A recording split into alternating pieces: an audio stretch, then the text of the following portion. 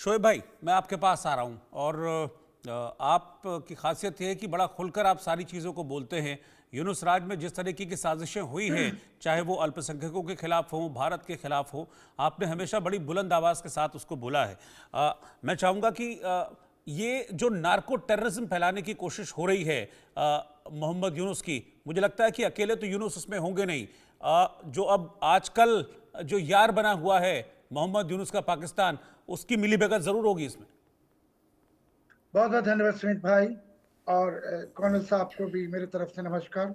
देखिए, ये जो आपने पैकिंग के पैटर्न देखिए, ये जो गांजा का पैकिंग हुआ है, ये इसे लगता है कि वो स्किल हैंड से पैकिंग किया हुआ है।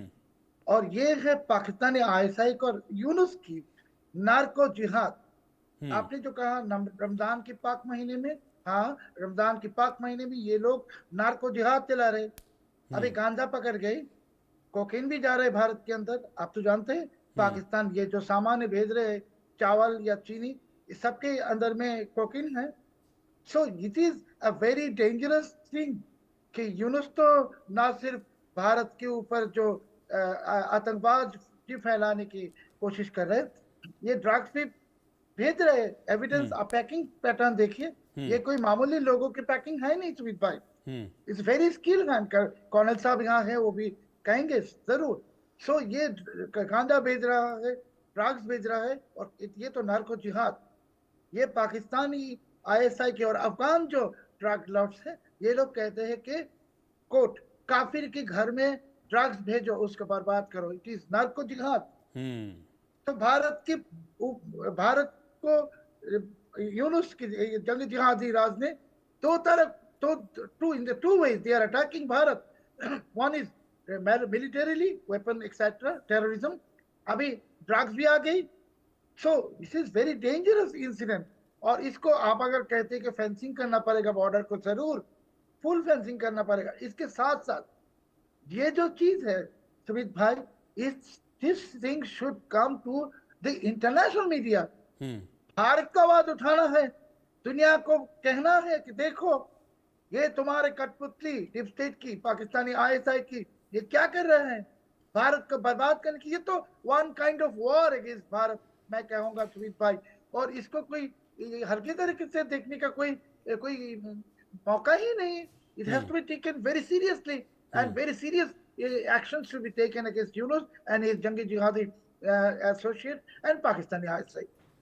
अच्छा कर्नल सोढ़ी, इसीलिए क्या जो बांग्लादेश के फिलहाल तो सभी कुछ है मोहम्मद यूनुस, इसलिए उनको मिर्ची लग रही थी जब बॉर्डर पर फेंसिंग की बात भारत कर रहा था, जो एक बड़ा टुकड़ा जो फेंसिंग से रह गया है, तो हम अपनी सीमाओं को सुरक्षित और मजबूत कर रहे थे इसी डर की वजह से। और इसीलिए शायद बीजेपी को भी मिर्ची लग रही थी और मोहम्मद यूनुस को भी मिर्ची लग रही थी, जो उस पर आपत्ति कर रहे थे।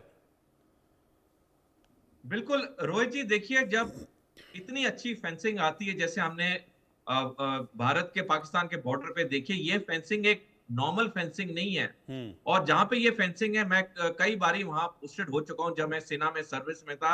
ये फेंसिंग को तोड़ने के लिए बहुत ताकत, बहुत हिम्मत चाहिए होती है।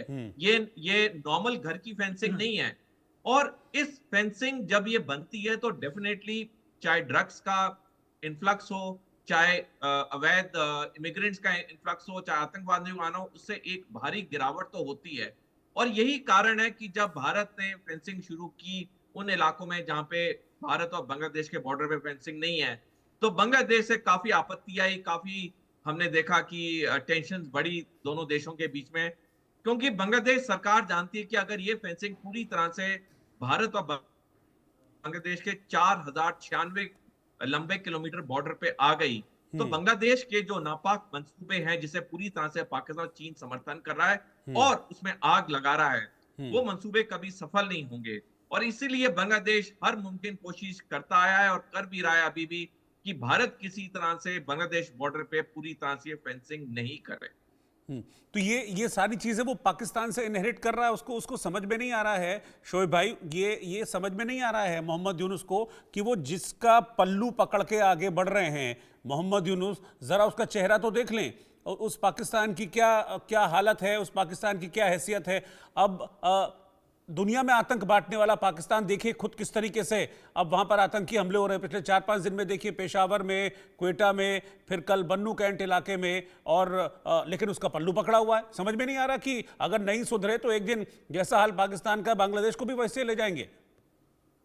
तो देखिए यूनुस तो बांग्लादेशी है नहीं ना, इसके पास दो मुल्क की पासपोर्ट है। ये इस अमेरिका में है, उसका 2 अपार्टमेंट से फ्रांस में भी है।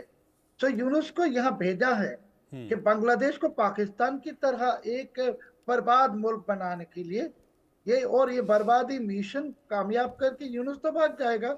यूनुस तो बहुत ही खुश है कि पाकिस्तान जैसे बर्बाद है वो उसके सामने एक मॉडल है, और पाकिस्तान की तरह ही बांग्लादेश को बर्बाद करना है, तबाह करना है।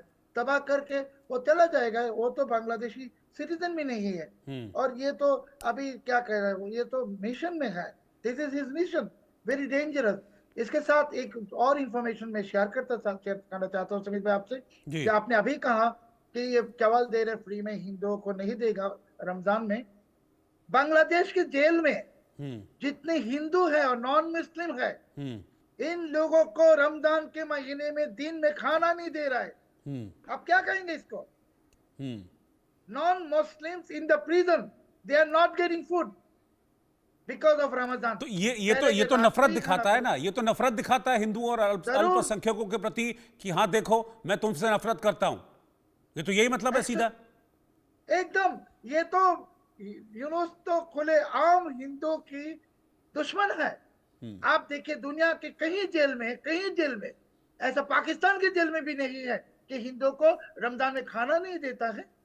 हिंदू प्रिजनर्स इंक्लूडिंग योर चिन्मय कृष्णदास, हमारे जो है चिन्मय कृष्णदास जो इस्कॉन की मॉन्क है, किसी को खाना नहीं मिल रहा है रमजान के महीने में। आप क्या है मैंडेटरी, आपको रमजान में आपको भूखा रहना पड़ेगा। It's very dangerous incident.